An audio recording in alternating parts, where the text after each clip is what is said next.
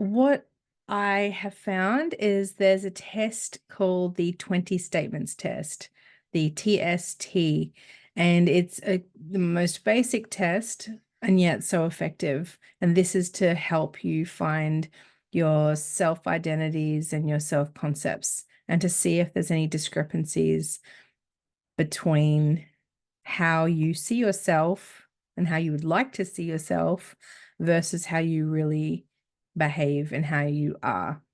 Because I feel like that is helpful information so that you can then try to close that gap, which will lead to feeling more peaceful and happy. So the 20 statements test is where you literally just get a piece of paper and write down 20 statements beginning with the words I am. So you might find that the statements might be positive or negative.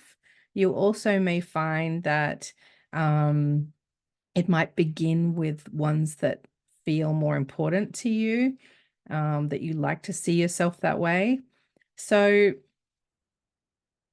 you might say, I am family oriented, or I am an empathetic person, or I am a good student. You might say these things, or you might say some negative ones like, I am not trustworthy, or I am unfit, or I'm bad at school, or whatever. So you go through and you find 20 sort of perceived truths that you feel like you have, some traits, and it encourages some really deep self-reflection and can prompt you to consider various aspects of your self-identity from superficial levels down to a deeper level. And it can be quite surprising what you come up with. So these identities, we often think we are these, or we've decided this is the label we're going to give ourselves. This is the way we want people to see us. This is the way we want to see ourselves. And in the case of negative ones, on some deeper level, perhaps we want to see ourselves that way also. It's probably serving some kind of purpose we're unaware of. I am a bad mum or whatever. We don't want to feel that way or identify with that sort of thing, but on some level it may serve us, so we do state those things. All of them are important. The positive, the negative, they're all important. It's how you feel and what you believe describes you. So that's how we want the world to perceive us and want ourselves to perceive us. And then we look at our behaviors. Are they in alignment with what we're stating? So you could say, I am family oriented. I'm a family oriented person. But do you spend every spare second at work away from the family? Or you could say, I am an empathetic person. But do you lose patience when somebody's expressing emotions or crying in front of you? You may say, I'm a good listener. That's how you like to be seen. I'm a good listener. You think this of yourself.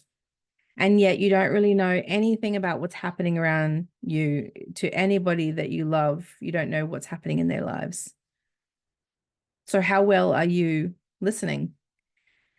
So I believe that a lot of very important information can be obtained from looking at the gap between the way you perceive yourself or what you want the world to see you as versus how you behave and basically who you are being.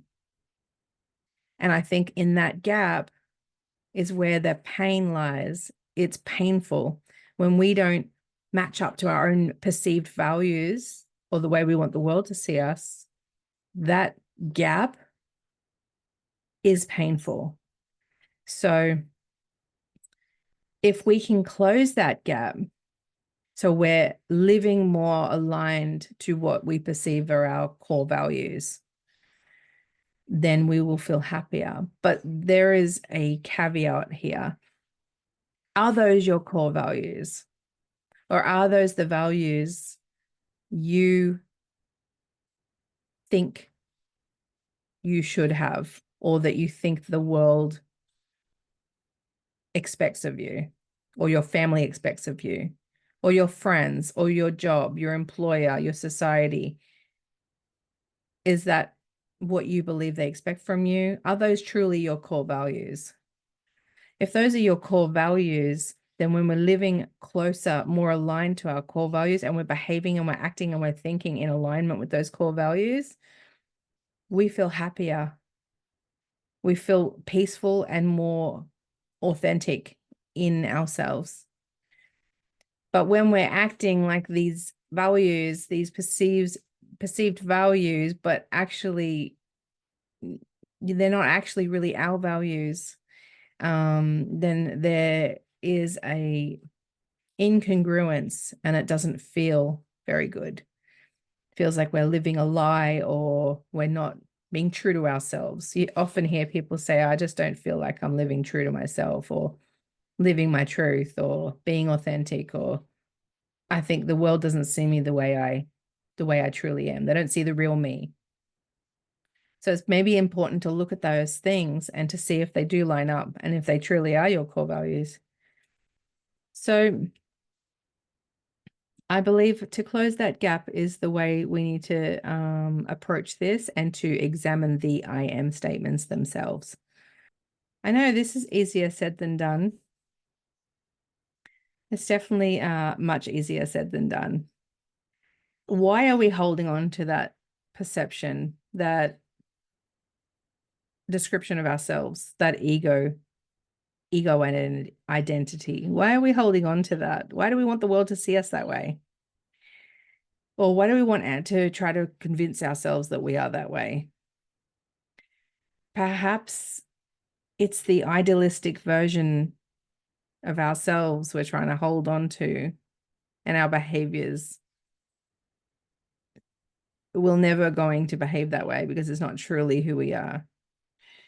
So like there's other ones as well that are a little bit more subtle, like I am a spiritual person. So that's the belief you've decided you have. But what does that mean to you? Perhaps you feel alone. You feel all alone. There's nothing there. You still feel scared of dying. So all these thoughts, beliefs, and the way you feel don't align to that statement of who you believe you are. So it's worth looking at these things. Like, for instance, there's some sneaky ones as well. Like, I am a loving person. You see yourself as a loving person, and yet you speak to yourself in not a loving way, in an unloving way. And yet you claim you love people, you love others, and you're loving. And yet the things you say to yourself every single day, many times a day, is not that. But you're a person. So then why don't you deserve that same value directed to yourself? So then why? These are the things to look at. Why are you the exception? Why are you not consistent? You are a loving person, except in these cases, except in this case, in this case, in this case. Why are there exceptions? I'm a spiritual person, except, when I get an illness and I wonder, does anyone care? Am I all alone? We find these exceptions. It's like our core values are very flimsy. Like, why are they so fragile? Do we truly believe it? And I'm a healthy person. What does that mean? I'm a healthy person because I eat salads. What if I work for 16 hours a day and I feel burned out, stressed, like life is just work, work, work, meaningless? Is that healthy? but I eat salads, so I must be healthy. So these are the things we need to define these core values and see if we're actually living them and decide if those core values belong to us anyway. Another one that I feel like is a really interesting one that I think a lot of people can relate to is I am a friendly and outgoing person. And yet, do you make any social plans with others? Do you accept invitations? Why is that? Why is there a difference there? Why do we want to be seen as that? Are we truly that? Why do we want to be seen a certain way? So these egoic identities that we've decided upon, are they truly ours? And this is worth looking at because I think that it's the gap between what we state we are or what we state we want to be seen as with how we're truly being. And if they are our core values, then perhaps we need to look at our behaviors. How can they align? How can we change our behaviors or our thoughts to align closer to those values we state we have, those traits? So, considering that this is a simple task and yet not at the same time. It's simple to say 20 statements of I am, but then there's the time to examine them as well. All right, well, good luck with that. And I will, in the next video, I'm going to discuss some ways we can release these restrictive self-identity patterns, some ways to be able to release them and let them go.